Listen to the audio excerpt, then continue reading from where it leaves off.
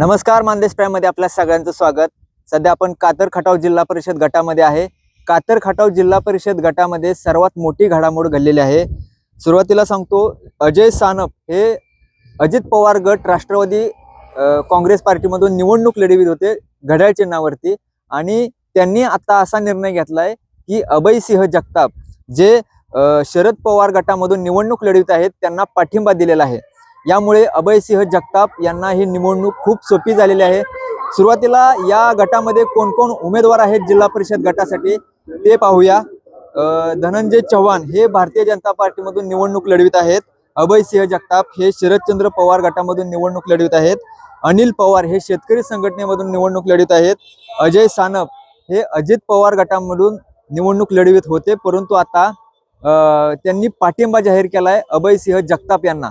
त्यामुळे अभय सिंह जगताप यांना मोठा फायदा होऊ शकतो। यांची संपूर्ण पत्रकार परिषद झाली आहे, पाहूया आपण। मी अजय कुमार बाबासाहेब सानप, कातर खटाव गटातून राष्ट्रवादी अजित पवार गट यांच्याकडून उमेदवारी अर्ज दाखल केला होता। तदनंतर काही तांत्रिक अडचणी किंवा एकमेकांच्या विचारानं तो माझा अर्ज राहिला गेला। त्यानंतर आज अखेर मी राष्ट्रवादी घड्याळ चिन्हाचा प्रचार करत होतो। त्यानंतर आज माझे सवंगडी, माझे वरिष्ठ यांच्या सर्वांच्या विचाराने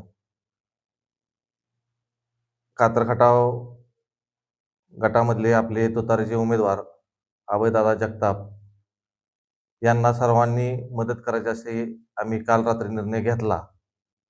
त्या निर्णयाच्या अनुषंगानं आज मी तुम्हा सर्वांसमोर हे घोषित करतो की आजपासून, आत्ताच्या या क्षणापासून अभयदादांना तुतारी या चिन्हाला अनुसरून आम्ही सर्व, आमचे मित्रमंडळ, माझे सगळे सवंगडी यांना सर्वांना सोबत घेऊन अभयदादांना प्रचंड मतांनी विजय करायचा असा आम्ही आज निर्णय घेतलेला आहे। नमस्कार। आवाज माणदेशाचा, माणदेशातील प्रत्येकाचा, माणदेश प्राईम। सबस्क्राइब करा आणि अपडेट रहा।